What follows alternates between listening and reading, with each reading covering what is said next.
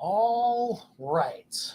Well, judging by how long that game seemed to drag on for, I am very glad that we are at least starting this podcast on Saturday.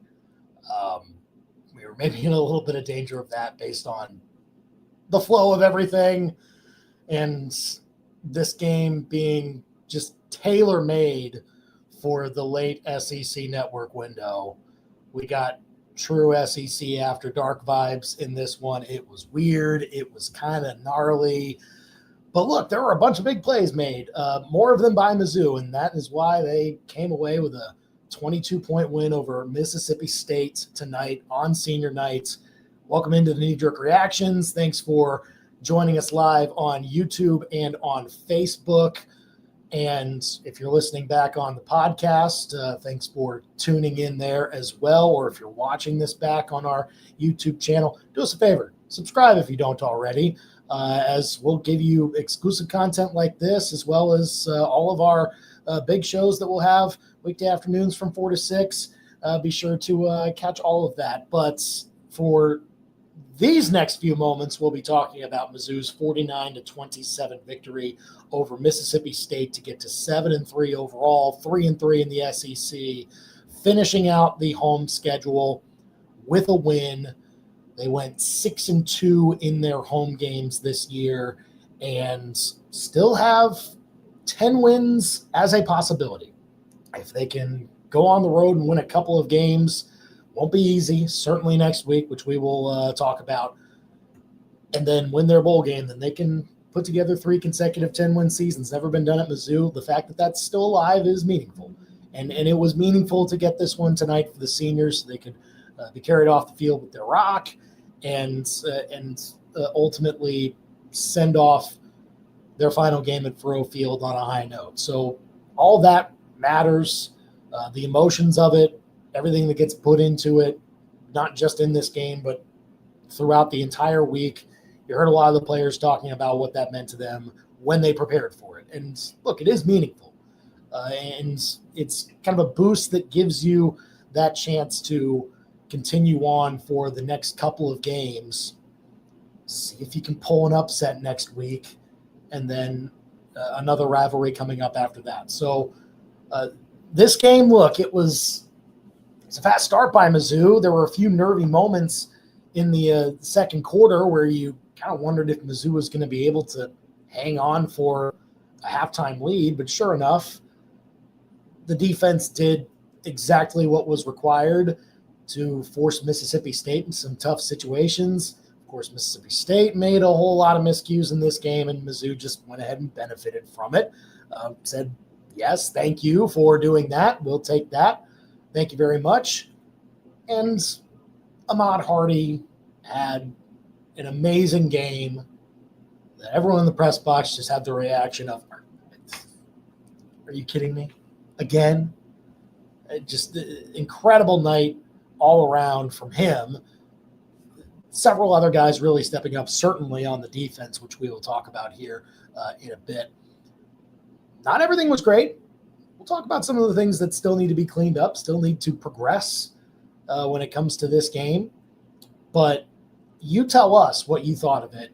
Again, you can leave a comment below on YouTube and on Facebook right now. Tell us your thoughts about this win for Mizzou as they get to 7-3 overall and 3-3 in the SEC.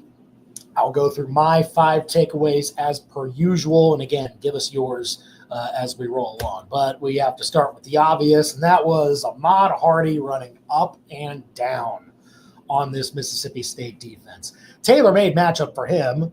Mississippi State allows the 118th most yards per game on the ground in FBS. This is how you gash them if you're putting up points against them. You run the football, and that's what Mizzou does best. And they got back to that in this game, and they didn't go away from it. Ahmad Hardy was the guy that was working tonight, and they very much got as much out of that source of offense as they possibly could. And then some, when they basically tried to get him 300 yards towards the end of the game, which he did with his last run of 19 yards, finishes with 25 carries, 300 yards, 3 touchdowns. That's 12 yards a carry for folks who can do that math. And he becomes just the second Tiger ever to surpass 300 yards rushing in a game. Devin West was the other one back in either 97 or 98. He had 319. I was almost thinking, were they going to try and get him to break off that record after they got the first down with less than 2 minutes to go? That would have been a little over the top, but 300 yards still very meaningful. Most he's had in a college game, obviously. Second time this year that he surpassed 200. He got 250 against Lafayette earlier in the year. But this was clearly a game where you just had to keep going to him. Not much else was working. We'll get to Matt Zowers. We'll get to the passing game as a whole. It's still not what you're wanting, at least, if you want to have a well-balanced offense at the moment. It was enough to win this game, obviously. And Zowers didn't play bad. We'll get to him. But focusing just, again, on Hardy, you don't go away from what's working, right? And Hardy very clearly could cut back against this defense, find the opening to break off the big run, and Mississippi State had no match for it. They just had no adjustment to it.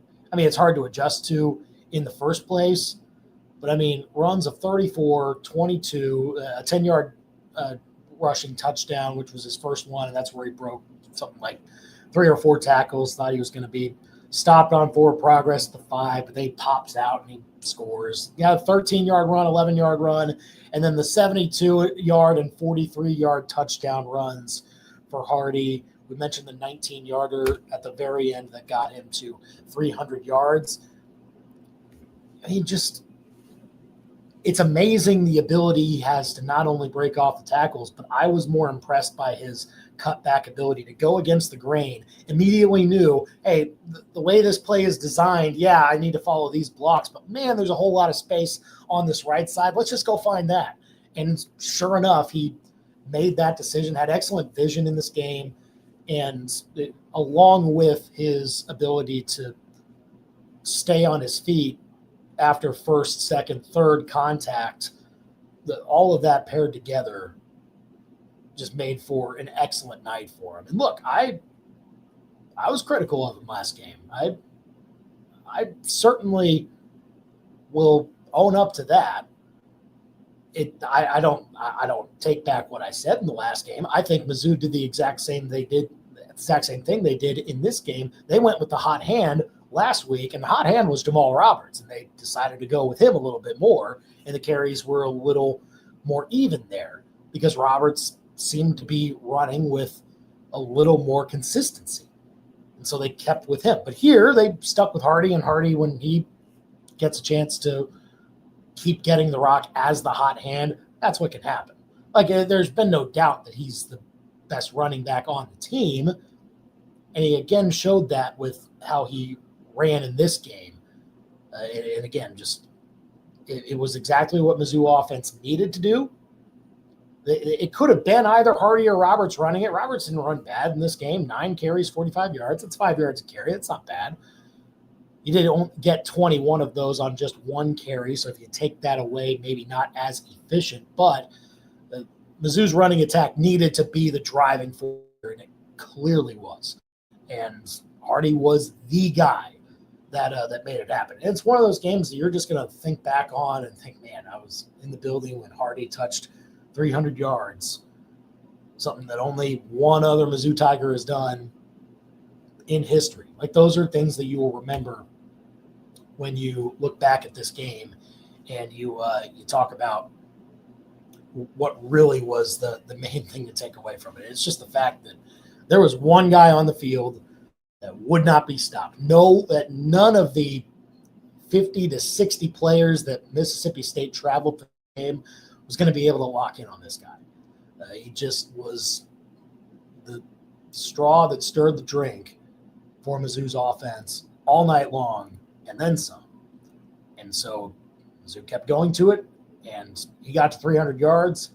Mizzou as a team had an excellent night rushing. Give a lot of credit to the offensive line, too. They opened up those holes. They opened up the outside zone that started things for Hardy when he broke off for believe 30-plus yards on the very first run.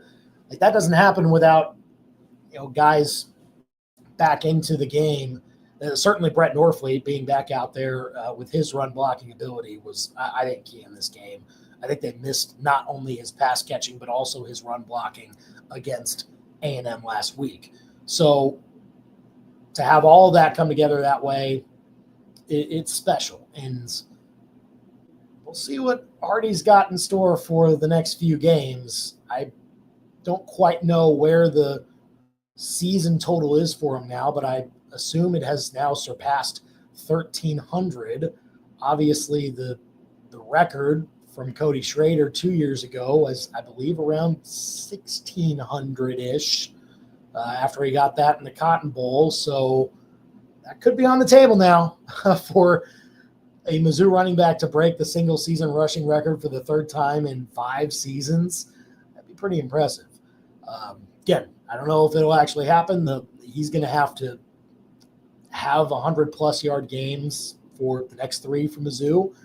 Going to be hard to do that against Oklahoma. They are a lot better against the run than Mississippi State is. But look, this is the night for Ahmad Hardy to take a bow, take another one, and blow a kiss to the crowd, everything like that.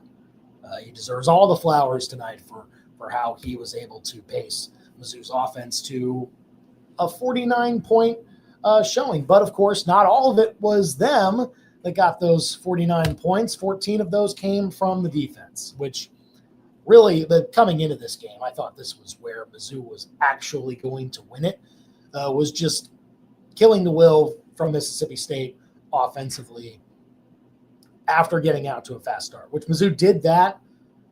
Mississippi State kind of climbed back in, or at least had an opening to do so after they scored their first touchdown, cut it to 14-10.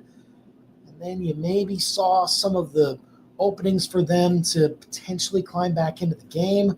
But every time that the defense needed to make a play, they did it.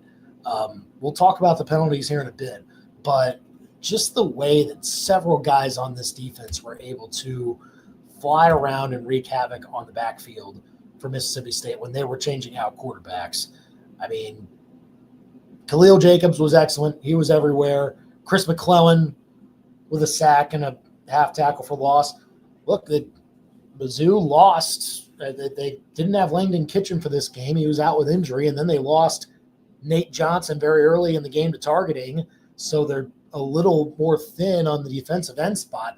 I thought Dayton Hopkins, the true freshman, stepped up and was excellent in this one. So you see guys like that. You see guys like Darius Smith, who had a couple of sacks, and I think it's really notable about how they have used him this year, because I'm sure the original plan was for him to line up at a DN spot, be a pass rusher, potentially be one of their most explosive ones, most energetic pass rushers in the end on the defensive end spot as a real respite for guys like Damon Wilson and Zion Young. But they've kind of shifted his starting point a little bit. He's kind of moved back to the linebacker spot, and I just loved how they've schemed him around on third downs. And it happened a couple of times in this game where Mizzou lines up in an odd front. They've got Young and Wilson at the ends. They've got McClellan as the nose, and then Khalil Jacobs kind of creeps up to join the rush right before the snap, but then Smith is kind of roaming in the middle, and he's waiting for his spot to come in and blitz. And I thought he did it perfectly a couple of times on some delayed rushes, not allowing Chapin to leak out and get past the pocket and potentially get a first down with his legs. I thought Smith was excellent in finding the ways to cut that down, sweep away those scramble ability for one Blake Chapin. And just the way that Mizzou's coaching staff has been able to utilize him in that, I think deserves a whole lot of credit. So whoever it is, Corey Batoon, Brian Early, linebackers coach, Devin Nickerson, I'm sorry if I'm butchering his name, but either way, they've done an excellent job with putting guys in the right position at the right time. And certainly that was the case for a couple of guys in the secondary. I mean, Toriano Pride, not only with that big fumble recovery on the botched snap on the field goal attempt that Mississippi State had, he picks it up and he returns it to like the 25, 20-yard line, and that sets up a Mizzou touchdown. But then he gets the pick six where somehow the ball just never hits the ground. When it came off the receiver's hands, it came off of the other DB that was covering on that play. I can't remember who it was, but Pride wasn't even the guy covering the receiver, but he just comes on over, has the awareness to at least help out in that situation, pick up the loose ball in midair, and take it in untouched for a touchdown. Then Marvin Burks also with a pick six on a spot where in a lot of situations maybe he asked for him to bat it down, but he wanted to get the interception. And sure enough, he had a lane to score himself. I just think that those plays right there, first of all, I think for the most part, iced this game. Both coming in the second half, Mississippi State kind of started to get a little bit of the momentum after a touchdown themselves, but then they completely are unable to recover from those two defensive scores that Mizzou put up. But look, overall on the game, you also have to be really impressed with what Mizzou put together. Even though there were some leaky moments, they still hold Mississippi State to 7 of 18 on third down, 0 of 3 on fourth down. They hold them. Mississippi State ran 35 more plays than Mizzou did, but only 3.8 yards per play. Mizzou had 8 yards per play as a comparison on offense, just 2.1 yards per rush. You take the sacks out of it, it's 3 yards a rush. That's still minuscule. I mean, Mizzou's defense is clearly the better unit this year, and they showed it once again, because even when they get depleted, they had 2 guys lost due to targeting in this game, Nate Johnson and Josiah Trotter, and they're still able to get a bunch of havoc on whoever was at quarterback, whether it was Chapin or Taylor, and they're able to hold them on third down, hold them on fourth down in a lot of situations. I mean, the spot where they're trying to prevent Mississippi State from scoring from inside the 10, and there was just penalty after penalty creating auto first downs back and forth for Mississippi State, and they got about 7 or 8 different chances to punch it in, but Mizzou just wouldn't let it happen. And then on that field goal attempt, that was the one that came off the holder's foot, and Pride picked it up and returned it a long way. That just was a huge swing that Mizzou needed, certainly to keep control before the half, and then they were able to cash in on that with, I believe that was Hardy's touchdown, that his first one of the night, that they used after that scoop and almost score. So whether the defense was dominating, or maybe there were times where they were letting up a little too much than they would have liked, either way, they were setting the tone in this game. Mississippi State had a few chances where they thought they could maybe climb back in, get within a score. But then Mizzou's defense was the unit that dictated how the rest of the game was going to go. And some big plays were able to swing it back in their favor. And ultimately, this is why Mizzou was able to finish it. Ahmad Hardy, I mean, you could honestly say that maybe it was Ahmad Hardy who was finishing the game. He was kind of the closer type, but he was running hard and fast pretty much all game long. I think Mizzou's defense was how they ultimately got the result that they got. And you can maybe see the 27 points that Mississippi State put up and think, it's a little too much. No, Mississippi State's a team that puts up a lot of points. Their offense has been very good this year against SEC competition. Just haven't been able to finish the job in a lot of their games. So I think Mizzou getting what it did on defense against this team was crucial to not only closing this out, but also I think just getting started the way that they wanted to, finishing the half the way that they wanted to. And that way Mississippi State wasn't the team getting the momentum as the team was headed into the locker room. So that, I think, overall, you love what the defense gave you in this game, save for the penalties, which obviously have to be cleaned up. And we'll see what it looks like over the last couple of games for this team. But, man, it just seemed, especially early on in this one, the defensive penalties that allowed Mississippi State to get their first 10 points of the game in the first quarter. I mean, if you take away a face mask that created a first down on a third down play where there was an incompletion or a sack rather, a holding penalty that extended a drive inside the 10, and that was a third down play as well that put Mississippi State in position to score. In between, there was the first targeting penalty, Nate Johnson, with a late hit on the quarterback. It was going to be roughing the passer anyway. So even if it wasn't targeting, Mizzou still letting up those 15 yards and getting Mississippi State into field goal range. It just seemed that the penalties came at really ill times for this group, and so you noticed them a little bit more. Unnecessary roughness, which was I didn't love the call that the officials had here. Officials were not very popular here at Faurot Field. Surprise, surprise. But I think largely, especially on the defense, the penalties, I think I don't have too much of a problem with the calls themselves. Now, what I will say is that I don't have a problem with the calls.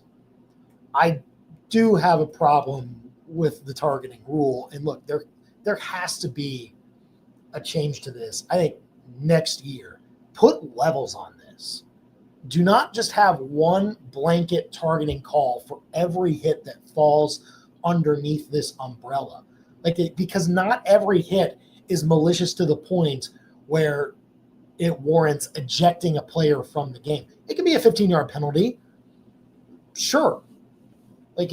Take those hits out of the game. Don't allow players to lead with the crown of their helmet or have forcible contact to the head and neck area. You got to make sure that you're not making those types of hits. I know it's a tough thing for a defensive player to do, but it is still something that, in order for this game to be as safe as possible, not necessarily the league, but just the game itself, the powers that be, are trying to legislate it out as much as possible. That being said, these players are not trying to target most of the time. Every so often, maybe they do, but I don't think that was the case at all tonight. Certainly not the one with Trotter. Yes, by the letter of the law, he is lowering his head. He is not looking at what he is hitting. He hits Chapin's helmet with the crown of his own helmet. And yeah, by the letter of the law, that's targeting. It wasn't malicious. Both of them were kind of trying to brace themselves as Chapin was sliding late. And so I would love to see, look, it can still be targeting against Josiah Trotter, but it doesn't need to be an ejection, I think, in that situation. That can be a spot where you have a personal foul.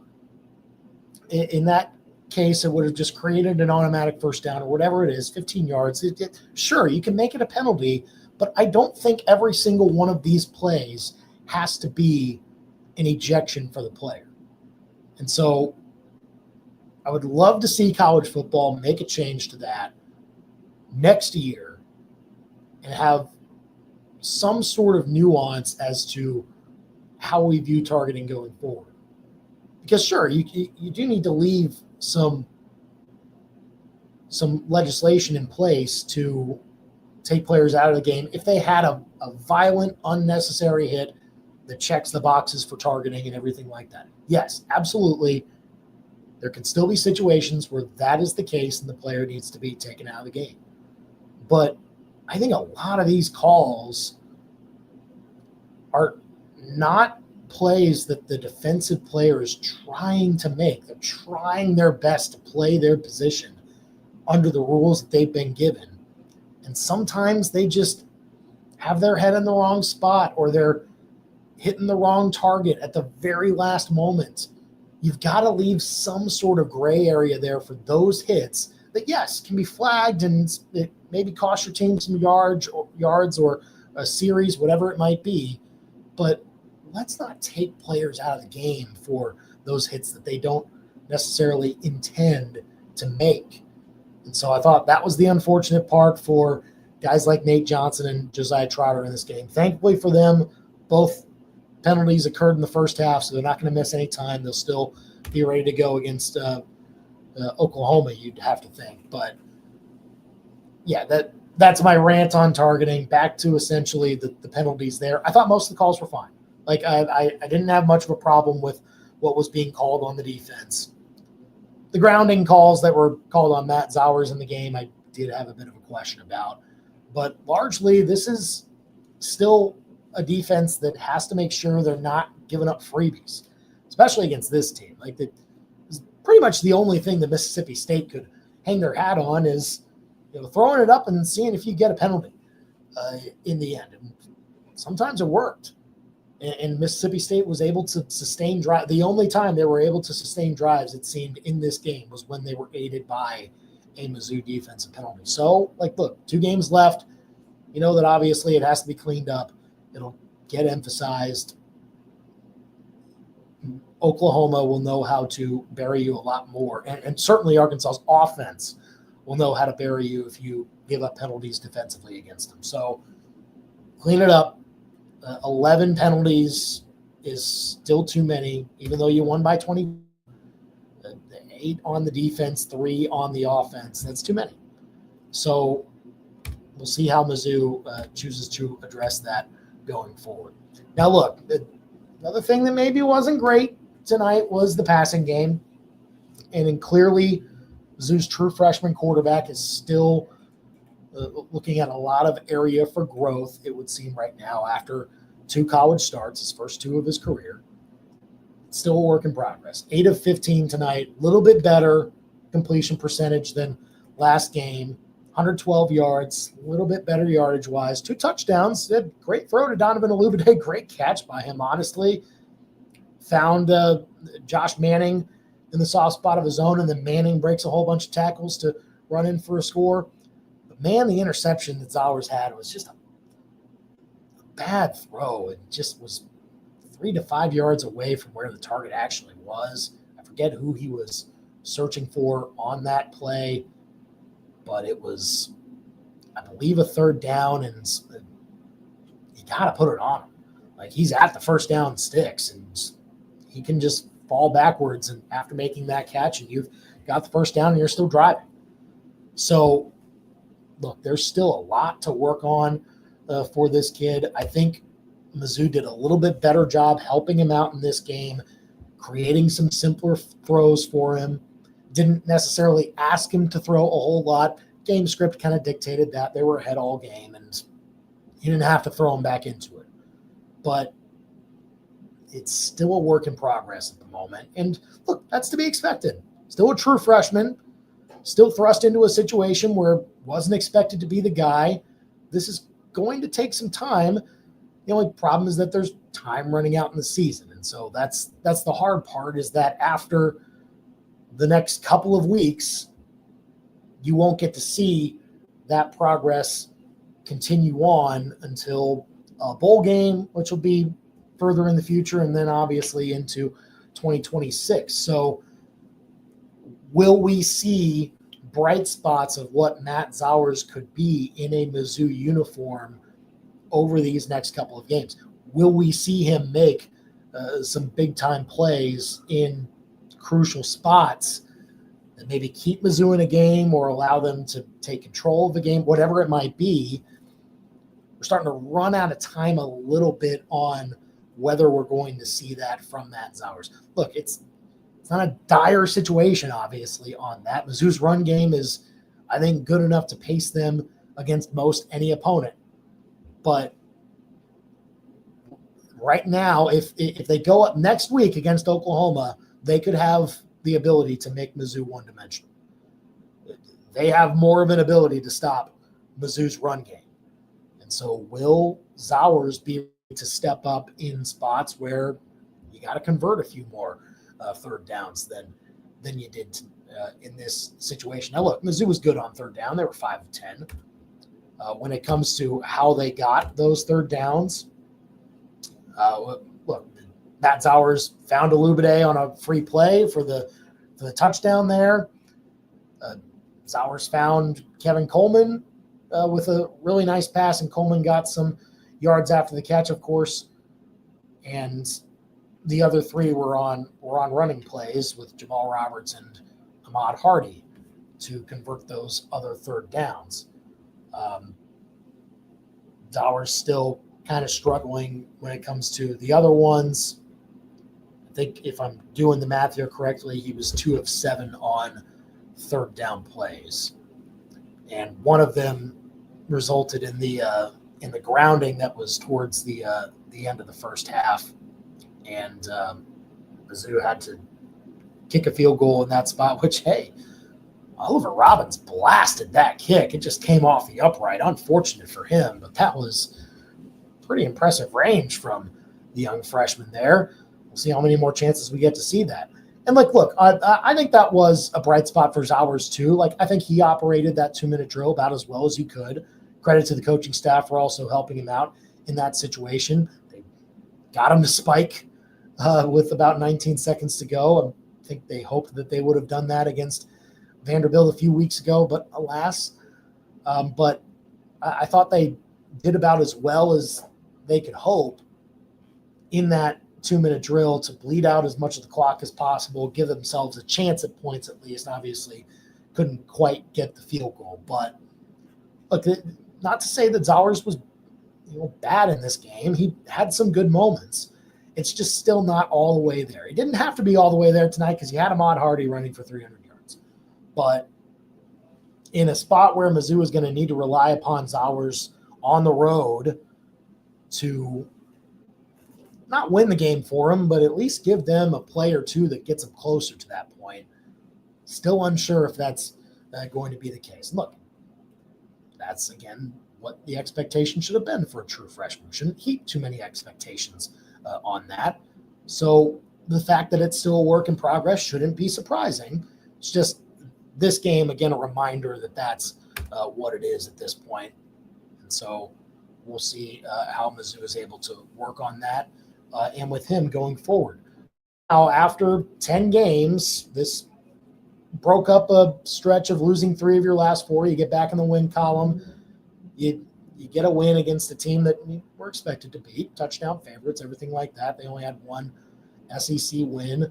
Still don't quite have that 6th win to get to bowl eligibility. You did what I think you were largely expected to do against Mississippi State, maybe a little bit more. I mean, I don't know how many people expect 300 yards from Ahmad Hardy every game. Maybe you do. I don't know. If you're a big-time Ahmad Hardy guy, which I am too, I don't predict 300 yards every game, though, and that's above the expectations, obviously. But, I mean, Mizzou largely did what it was supposed to in order to continue a stretch where they can finish strong in this season. But will it continue?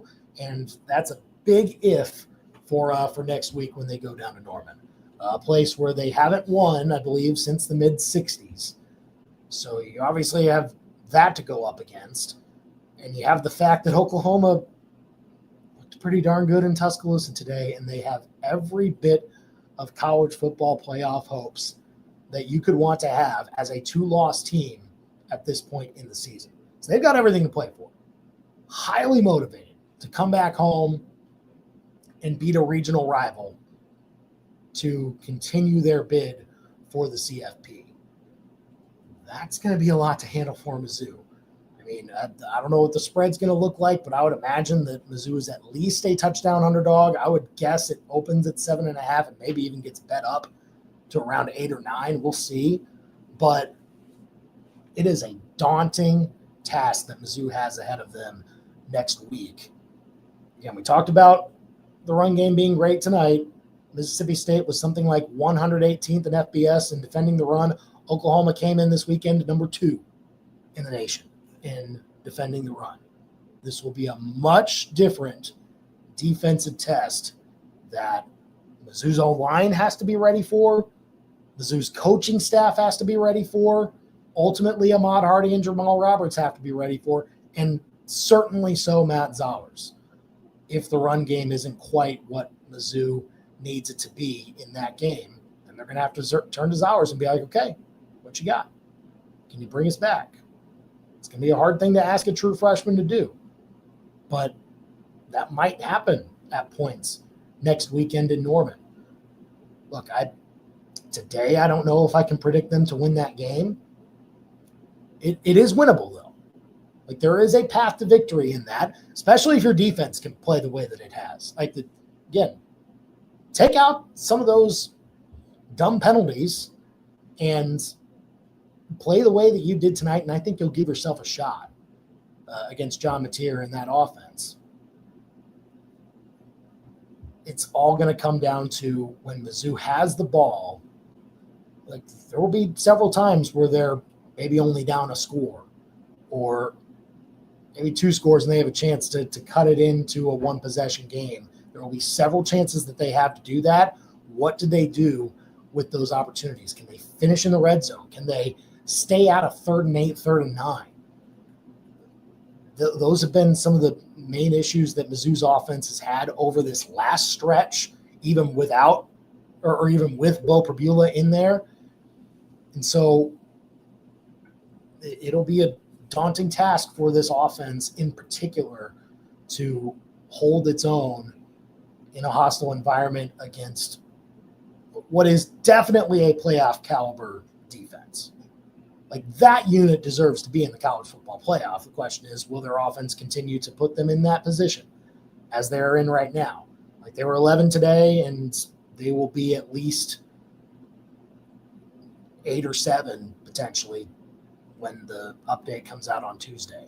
So I think this can be, obviously this can be a signature win for Mizzou, but they're going to need their best game of the year in order to pull it off. They need A+, and they need Oklahoma, I think, to have no more than a B type game in this one.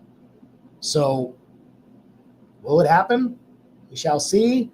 If they don't make it happen, doesn't mean that this is a bad season. They can still win at Arkansas next week, make that 8-4. That's still a good year. Maybe add a bowl win to it.